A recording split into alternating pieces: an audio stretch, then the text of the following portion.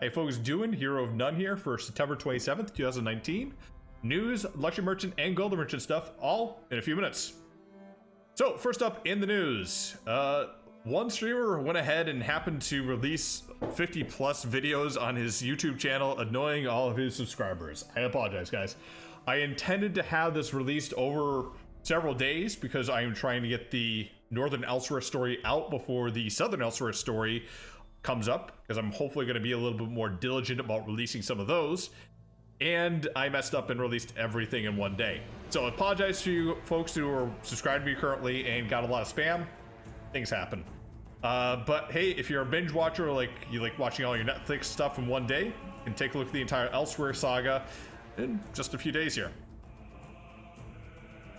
Next up in news, on elsewheresonline.com right now, there is a developer deep dive talking about class identity in ESO.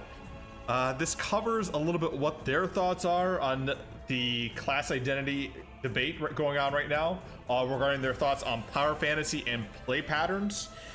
This debate sparked up recently after the Dragonhold PTS patch, and a lot of folks had issues with the changes making the classes a little bit more generic, and they took back a lot of the stuff they put in with the Elsewhere patch, reducing the damage but upping the cost at the same time, making dots a lot less viable, which made people have to change their builds all over again. And don't know right now what the stance is with the new Dragonhold DLC patch. We're hopefully going to see some changes coming up in the next PTS round, because typically feedback from the first patch or first week's patch comes in the third week. The second week's usually just small tweaks because they don't develop that quickly on that. But we'll see. It's a little weird. I just don't know what to say other than folks are going to be annoyed either way. I understand why they're getting more annoyed because they don't like seeing the yo-yo changes back and forth here. One week it's burst damage, the next week it's dot damage. Then after this it's going to be magic damage is doing better than stamina damage, and then the pendulum's going to swing the other way. But hopefully when it hits live, we're going to have something that's a little bit more scaled back than the major changes they were talking about here. So the transition to a more balanced playstyle is going to be out there. I'm still looking forward to the patch after this, which should be addressing sets and a lot of the other optimizations.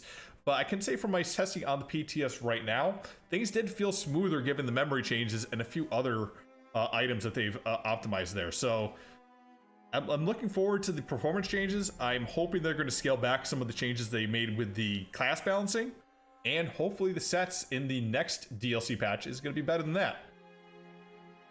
Also, on elsewheresonline.com, you can meet two characters, Zaja and Casca, which are part of the Dragonhold DLC. I'll post both of those in the description below.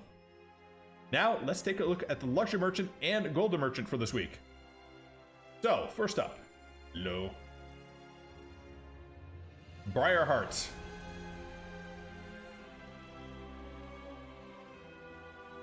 You can see here you have little seedlings that you usually plant inside people's chests. Place of Hearts. A Reach Skull Mammoth. A Reach Tent. And a Reachman's Banner. Full. Next up in the Golden Merchants. So 150k, Champion the Hist. Weapon damage, stamina, and gain minor heroism at all times when you're in combat. Generated one ultimate for every 1.5 seconds. Interesting set. It's a heavy set. I believe this comes out of Murkmire. I'm not sure if I'd really recommend this. I'd probably recommend getting the purple version instead and saving the money. I haven't seen it used in too many builds, but it is interesting. I'd probably say on a Necromancer or on a DK, just for that ultimate generation at all times. DKs run and sustain themselves on ultimate.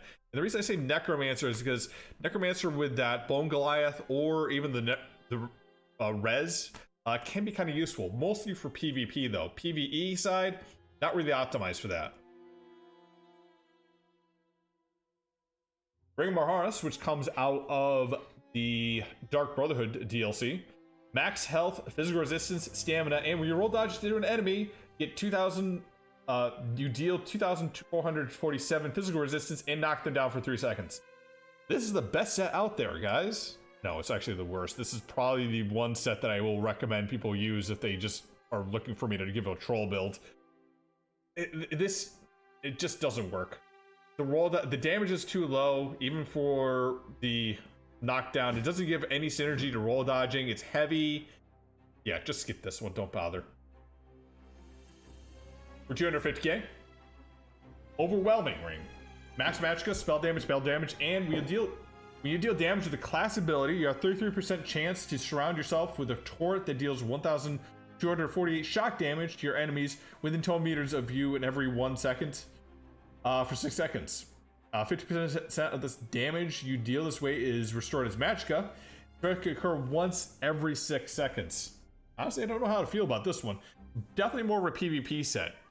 But the interesting thing with this is the fact that it's giving shock damage out, and 50% of the damage is going to also restore your Magicka. So, like, imagine a DK, a Sork, anything else like that. So, you know, you're going to have to stack yourself up there, but going in there, executing this off, and then just doing this much damage to a huge group of people can be kind of interesting here. However, the 6 seconds and the 6 second cooldown can be kind of bad. I don't know. I'm on the fence on this one here. You guys have a build for it? Let me know down in the comments below. Blood Moon Ring. Weapon damage, weapon critical, and when you deal critical damage with a melee light attack, you stack a set of blood scent for 8 seconds. You have 5 stacks. You're going to go frenzied for 5 seconds, increasing your melee from light attacks for 30% and attack speed for 50%. So if that can occur once every 18 seconds. Interesting set. I would not recommend it though because the uptime is very low on this. But when it first came out, it was a very interesting set to come in, and given the fact that it had a huge meta with Werewolf, just doing light attacks, a lot of people like using it. These days though, not really as worth as much.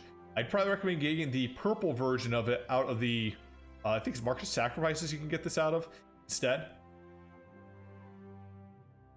And for 100k, Cross Guys. Physical penetration, and when you deal damage, you have 10% chance to spawn Drog Limbs, creating Shockwave to deal 1,666 physical damage every 0.4 seconds for 1.4 seconds. This effect can occur once every 3 seconds. Not a bad set. I would recommend it for folks that don't have DLC and are looking to do damage builds. Cross is not that bad. It's actually an easy set to farm, but if you're only doing PvP, you might want to get this. Even the one piece for PvP can be very helpful for stamina builds. And Troll King Visage adds 4% healing done, and when you heal an ally, yourself or an ally, if they're still below 50% health, they gain health recovery for 1494 for 10 seconds. Useful for healers, support, tanks inside PvP, and a little bit of PvE as well. Definitely would recommend getting this set. You can actually run Crucible, plus Crucible to get this set. However, if you're a PvPer, again, you only have AP you want to spend, this isn't a bad buy either. Alright guys, I'm here with None. That's ESO Mundus Minute. See y'all in Tamriel.